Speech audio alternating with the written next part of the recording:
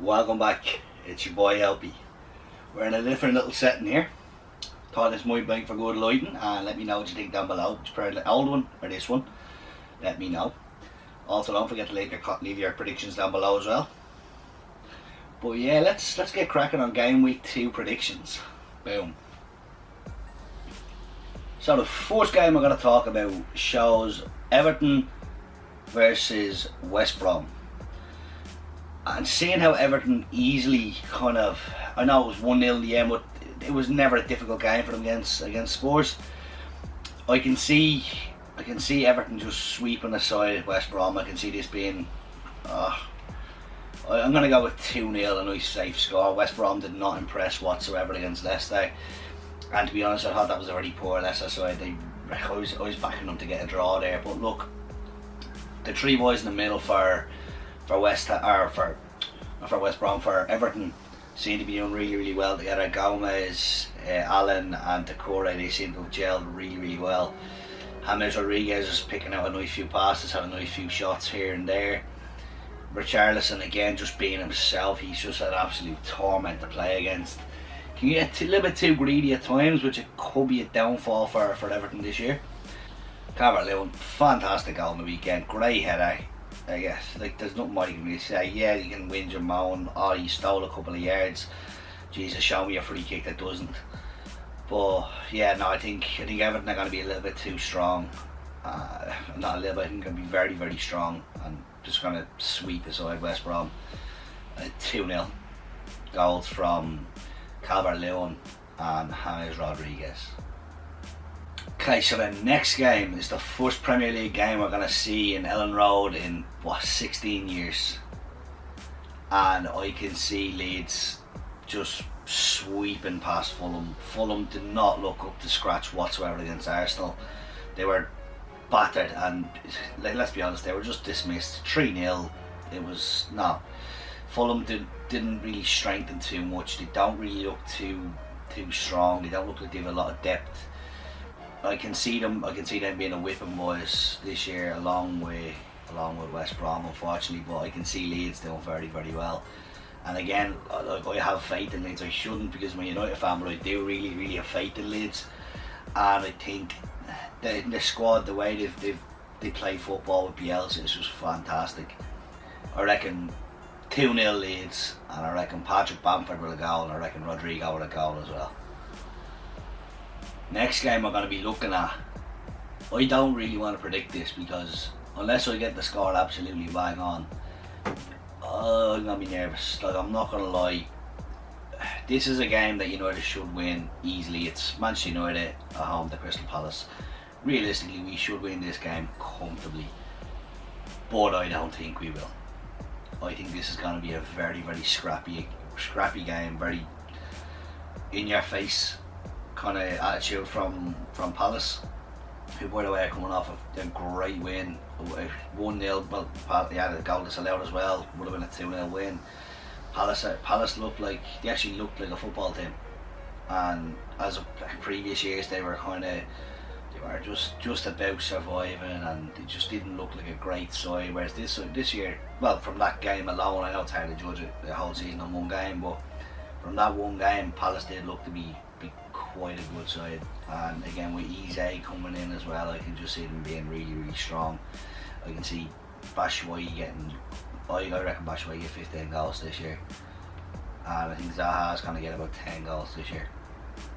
So United on the other hand now, who have had an extra week to recover, which is stupid by the way, but look, they've had an extra week to recover when they've had players that won international duty. Anthony Martial getting a goal and then having it turned into an own goal, got an assist. He played very well for France. Then you have the likes of Harry Maguire. Can he let what happened in Greece go? Can you have Greenwood? Can you let what happened in Iceland go? Can you? There's a lot of ifs and buts up in the air there. I reckon the only two dead cert starters for the weekend, because I know a lot of them are unfit, they are only getting back to training. The only two dead certs that I could say would be Marcus Rashford and Luke Shaw are the only two dead certs to start. But yeah, I'm gonna go with I'm going to go 3-1 Manchester United. I can see us conceding, but I can see us getting a few goals. 3-1 Manchester United, goals coming 2 from Martial. I'm going to say 1 from Bruno. And I can see the Crystal Palace goal being Michy Batshuayi. For the next game, we have a London derby. Arsenal at home to West Ham. West Ham, let's be honest, the club is falling apart. I had kind of higher expectations and higher hopes that they wouldn't do that, but the club is starting to fall apart. There's a lot of trouble going on in it. And look, Newcastle just dismissed them on Saturday. Look, Arsenal were fantastic, I thought, against Fulham. They played really, really well together. The Arteta project is starting to look like it's starting to take its shape, it's starting to take its form.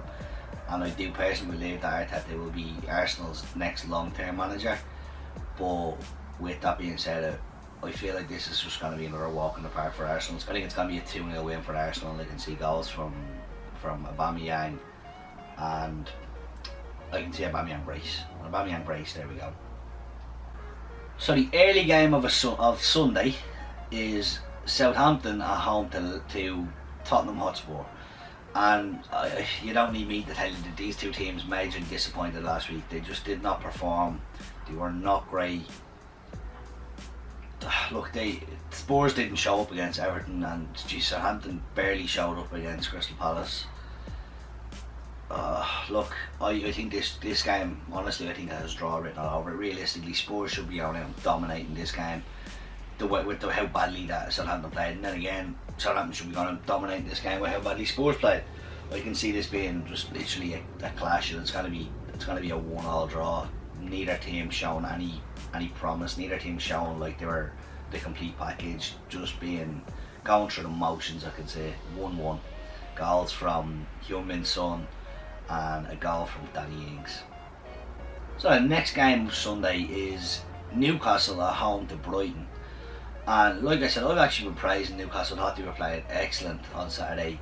Do you know what? On Monday night, Brighton done an awful lot better than I thought they were going to. We still weren't great, don't get me wrong. They were the architects of their own downfall. But they were better than I expected them to be this year.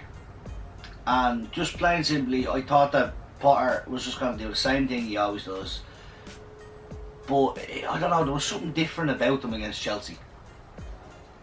Something just different. It wasn't like watching Brighton of old. But with that being said, though, again, like I said, Fraser, Wilson, Hendricks all coming in playing super. Like, they're gonna play super together. You have some Maximin he'll rip you apart. You have Andy Carroll up top there, obviously fighting against Wilson, or playing with him depending on what formation you play. John Joe Shelby in there as per. Joe Linton, poor Joe Linton's not even going to get a look in this year, I don't think. Do you know what, I can see this being a relatively tough game, close enough game, but I'm going to go with 2-1 Newcastle. And I'm going to say goals from Alan Saint-Maximin, and I'm going to say a goal from Callum Wilson. And for Brighton, for Brighton it's hard to pick a goal, so I'm going to say Connolly. I think Connolly's going to get off the mark for Brighton. And up next we have the big game of the weekend. We have Chelsea against Liverpool. And in this game I can genuinely see there's going to be goal after goal. It's going to be pretty much a shootout, just like it was with Liverpool and Leeds. I can see this being a very, very high scoring game, and I can see it being a very competitive game. Like, Liverpool were majorly shown up defensively against Leeds, and just like that, not all of Chelsea's big new men have shown their stripes. I know I was saying in the last video, give Havertz time, and I still believe give Havertz time, but will he be able to do it against a strong Liverpool side? He's shown he can do it against an okay Brighton side, but he didn't actually show he can do it. He didn't show he could do it against an okay Brighton side, but will he be able to step up to the mark in the games that count, or the big games like this? I think Werner will. He seems to cope with the pressure quite well. Even when he does it for Germany, he's super. So if Ziyech is back, which I don't think he will be, but if he was, it would have been interesting to see what he can do against Trent. I'd like to see if Trent can actually prove me wrong and say, yeah, I'm a good defender as well as going forward. But again, I think that's his major downfall, is he's not. The same with Robertson. Again, going forward, they're arguably the two best in the world wing back positions, full back, whatever you want to call them. But defensively, you get caught out too much, and that's my reason for not putting them at number one. But again, I think this is going to be a very, very good game. Obviously, Salah's going to be in tip-top form after getting a hat-trick against Leeds. He's got to be buzzing for a VVD. He's got to get in this goal as well, which, by the way, I called in the last video. I don't know, Reece James, this is the problem with Chelsea. They've so many superstars in it now. They've so much depth, they've so much rotation. Who do you play? Like, he didn't play Azpilicueta. I was taken back by the fact that he didn't play Azpilicueta. And then look what Reece James goes and does. Do you know what I mean? So look, it's gonna all depend on what formation and what team Frank Lampard decides to put out. But for the score prediction for this one, I've got 4-2 to Liverpool. I think it will be a high scoring game, there will be goals, but I can see 4-2 to Liverpool. So the last game on Sunday is Leicester at home to Burnley. And am I the only one that thinks this has a boring game written all over it? This is going to be such a bad game, I think. I hope I'm wrong, I really, really hope I'm wrong. I hope there's goals galore, bleeding everything in it, but I can see this being a very, very boring game. And again, Leicester, look, let's be honest, they got 2 penalties. And it's 2 stupid penalties to give away as well. It's not as if there was world war moves. It was 2 very, very clumsy penalties that they got. Burnley obviously not playing in week 1 as well. They were supposed to play United, so they obviously didn't play in week 1. It's going to be a tough one, I think. It's going to be a really tough one to call, because Burnley could surprise everyone and come out and be fantastic, or they could be stubborn Burnley who's just really hard to beat. Or they could be the Burnley that City seem to play all the time and they get slaughtered 5 or 6-0. But now for this one, I have 1-1. I think this can be a 1-1 draw. Goals from Chris Wood and goal from Jamie Vardy. So moving on to Monday night, we have Aston Villa at home to Sheffield United. And again, if you watch the reaction video, you'll see I was not overly impressed whatsoever with Sheffield United. I felt that they should have been an awful lot better. And I know in my first video I said that they're going to suffer from second season syndrome, but to concede 2 goals in 5 minutes against a team that you finished relatively close to, in 2 positions away from, you can't do that, especially in your first game back in the league. You can't do that. Terrible defending from them, and I think with Grealish's ability, if they defend as badly as that, Grealish can punish them. With that being said, it'll be very interesting to see what type of Aston Villa team turn up. Will it be a decent Aston Villa team? Will Martinez be signed by then? Will he be in net for them? Again, bear in mind, I'm recording this on a Tuesday, so if he's already signed, don't be at me in the comments saying he's signed already. But it'll be interesting to see, because Martinez, I feel, is a very, very, very good goalkeeper. And yeah, Sheffield United could struggle, especially considering they don't have a lot up front. Like, I know that McGoldrick there, I'm Irish, I should love him, but no, they don't have a lot up front. They really don't. Billy Sharp, again, good player and all that, but he's not. He's a goal scorer in the Championship or in League One. That's exactly his level for being a top goal scorer. He's not a top goal scorer in the Premier League. You're not going to get 25, 30 goals out of him. You're not. The same with McBurney. Don't get me wrong, McBurney bullies defenders, he throws himself about, but he's not going to get 25, 30 goals a season. The same with Goldrick. I don't even know what his purpose is there. He's not going to get 25, 30 goals a season. He's a 5 or 6 goal a season there. Again, McBurney, 10 goals a season there. And Billy Sharp, I'd say even 10 goals a season. That's all you're going to get out of them. So yeah, Villa are going to be depending heavily on Ollie Watkins to provide the goals. And don't get me wrong, 25 goals in the Championship is a very, very good return. He missed out on the Golden Boot by 1 goal. Obviously it went to Mitrovic. But again, will he be able to do it in the Premier League? I can see him maybe being a 10 to 15 goal a season player, but I can't see him. I think Villa, I don't know if Villa are going to stay up this year. I actually hope they do, and I hope they don't at the same time, because Villa are too big a club to go down, but also they've been playing such terrible football, they deserve to go down. So I'd like to see Villa have a really good season and play some really nice football this year. But with that being said, I think the prediction I'm going to go with this week, I'm going to go with a shock result. going to go 2-1 Aston Villa. I'm going to go Jack Grealish goal and Ollie Watkins goal. And I think the goal from Sheffield United, I'm going to call it from Lundstrom. And the last game of the week is Wolves at home to Manchester City. So again, Manchester City being out with not having the first game week, Wolves playing superbly. I thought they were really, really good. Traore was non-existent for them in the first half of it, but as soon as he got moved central and went higher up the pitch, that's when you're seeing what Traore can do.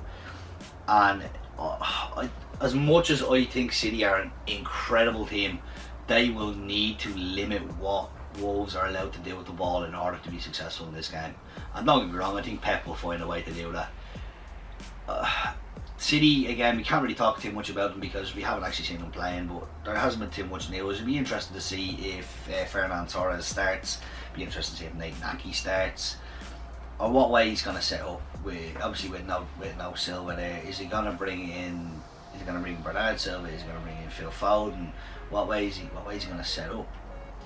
But look, I think this is going to be a great game, and I do think it's going to be a very, very competitive game. No, I can't see it being a too high of a scoring game, but I am going to go with a 2-1 result to City, and I'm going to go Sergio Aguero and Raheem Sterling for the goals for City, and I'm going to go with a Ruben Neves goal for Wolves.